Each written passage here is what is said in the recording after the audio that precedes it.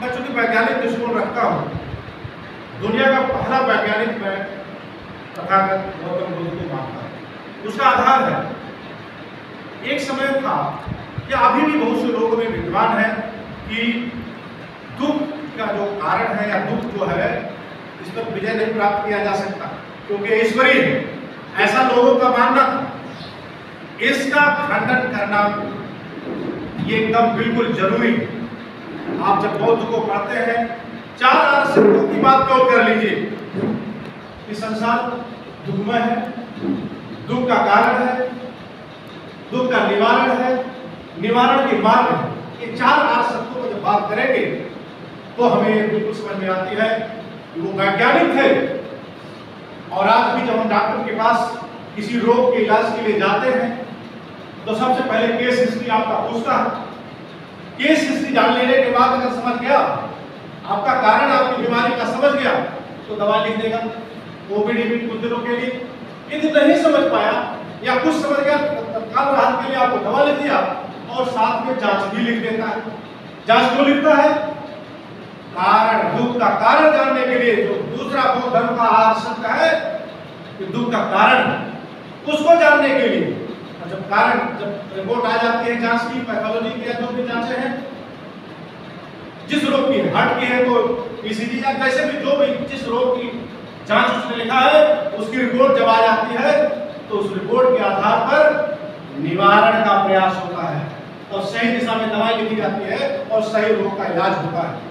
ये मिथक टूटा कि दुनिया में बीमारियां और व्याधियां हमारे बस में नहीं है।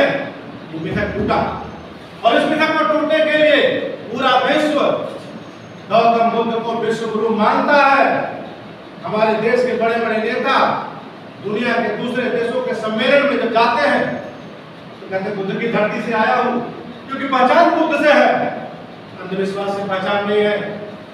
जब तक हम लोग अंधविश्वास में लिपटे रहेंगे और बुद्ध के मार्गों का अनुसरण नहीं करेंगे, हम वैज्ञानिक दृष्टिकोण और तर्क बुद्धि का प्रयोग नहीं कर पाएंगे।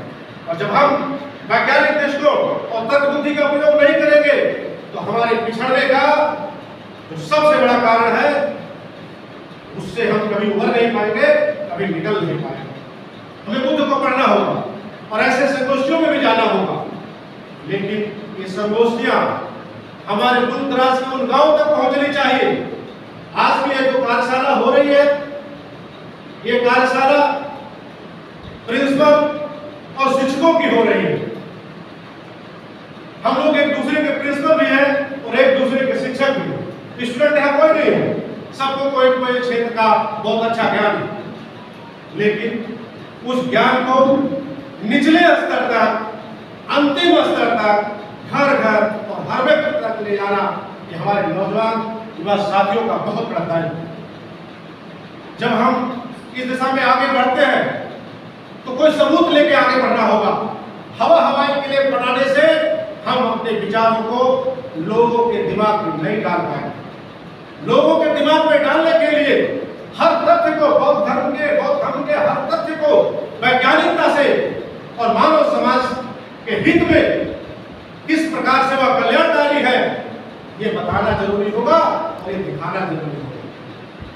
कहना नहीं होगा कि जब हम लोग ये बात करते हैं कि एक धर्म ऐसा भी है जो आपको असहाय बताता है, ईश्वर की मर्जी के आगे कुछ नहीं है, और एक धर्म बौद्ध का है जो आपको समस्याओं पर विजयी होने का प्रेरणा देता है।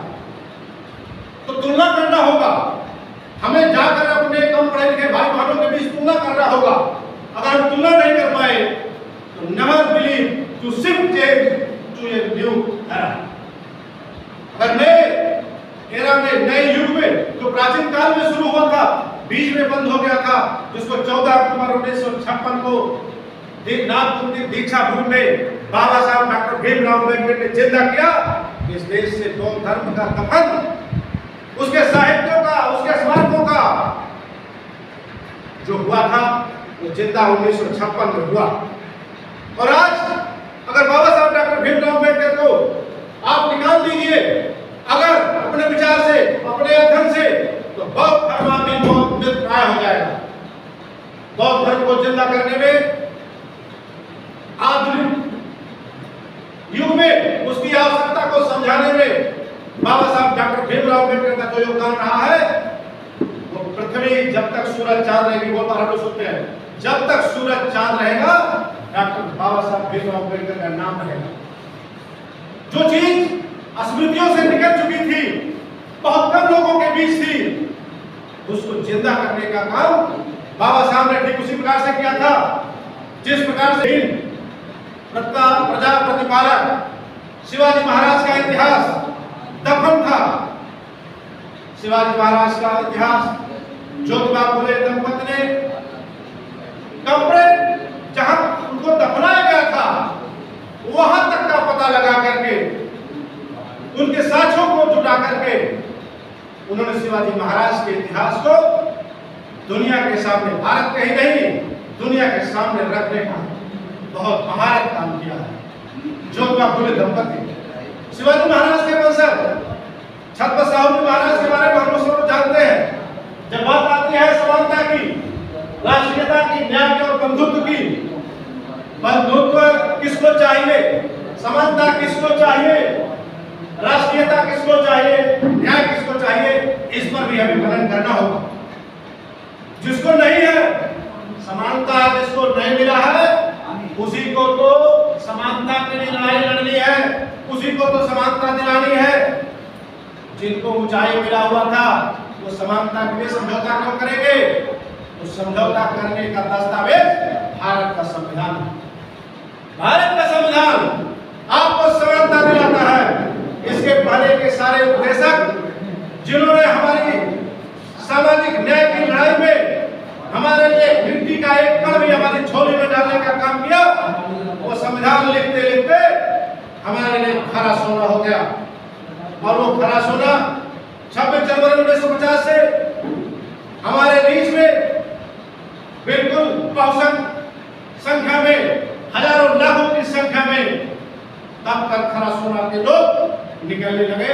और राजनीति हो, प्रशासन हो, न्यायपालिका में थोड़ा पीछे है, बाकी बहुत से जगहों पर हमारे लोग जाने लगे। जिन लोगों को समानता की जरूरत है, ऐसे लोग जब सत्ता में भी जाते हैं, जिनको चाहत है समानता की, जिनको चाहत है न्याय की, सामाजिक, आर्थिक, राजनीतिक न्याय की, जिन्हें नहीं मिला था उन्हें चाहत है। और अब ऐसे वर्ग का व्यक्ति देश की कुर्सियों पर जाएगा जिन्हें कभी आर्थिक न्याय नहीं मिला, जिन्हें सामाजिक न्याय नहीं मिला, जिन्हें राजनीतिक न्याय नहीं मिला, जिन्हें समानता नहीं मिली, ऐसे व्यक्ति जब कुर्सियों पर जाएंगे या देश की जो प्रदेश की बड़ी कुर्सियों पर जाएंगे, नंबर 1 कुर्सी पर जाएंगे, तो निश्चित है बाबा साहब के और तथागत गौतम बुद्ध के सपनों का भारत बनाने में महत्वपूर्ण कार्य होगा। हम सबको जरूरत है। राष्ट्रीयता के पैमाने पर पूरे भारत का सारा समाज एक होता है। तो मैं इन्हीं शब्दों के साथ कि हम लोग बुद्ध का अनुसरण करें, उनके उपदेशों पर चलें, इन्हीं शब्दों के साथ मैं बड़े बोलता हूँ। जय लोकतंत्र, जय संविधान, जय भीम। जो जितना है उतना पाए। जय हमारे।